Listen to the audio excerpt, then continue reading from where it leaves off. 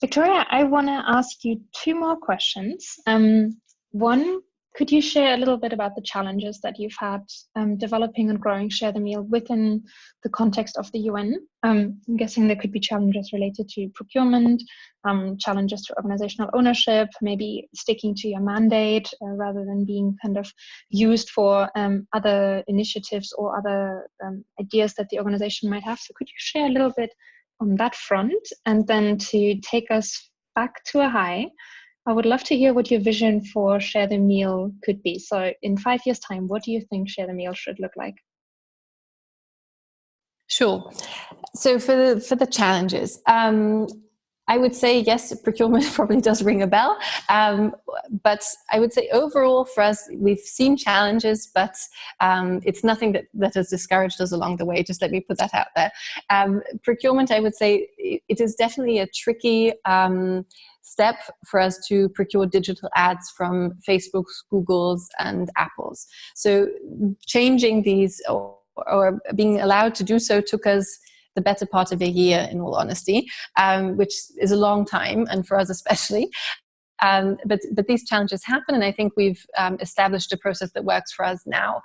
I would say there are some other aspects that have to do with sort of reputation management and similar.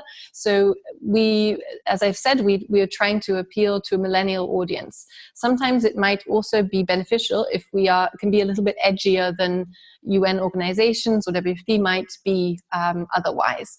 So sometimes for us, we have to understand exactly what the fine line is between being in line with corporate messaging and at the same time appealing to this younger audience that is probably not at the core of who we're usually trying to speak to.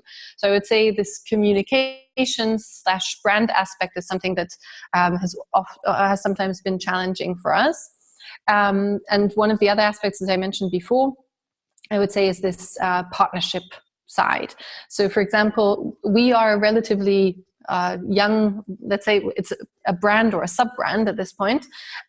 We might want to collaborate with some smaller companies, with other startups that cannot commit to contributions over a time frame of 3, 4, whatever years, and that can contribute only smaller amounts. So is there a way for us to collaborate with these brands without sort of having a fully blown partnership that we might otherwise have? So that's another area that we're trying to understand, that we're trying to work through. Because as you've rightly pointed out, this is an area that we would really like to work more in, and that we think could bring a lot to Share the Meal, to WFP, in terms of fundraising, but also in terms of awareness. I would say those are probably the biggest areas that we've been working on. Then in terms of where do I see us? So our vision for Share the Meal, I would say, is to create a community that fundraises, but that also spreads awareness for the fight against hunger. So we really see this as a kind of a community that brings together people around the world that are keen to support WFP's mission. And importantly, I would say it's not just the app, but there might be other channels that are digital channels that kind of link up to it, but that aren't strictly speaking inside the app.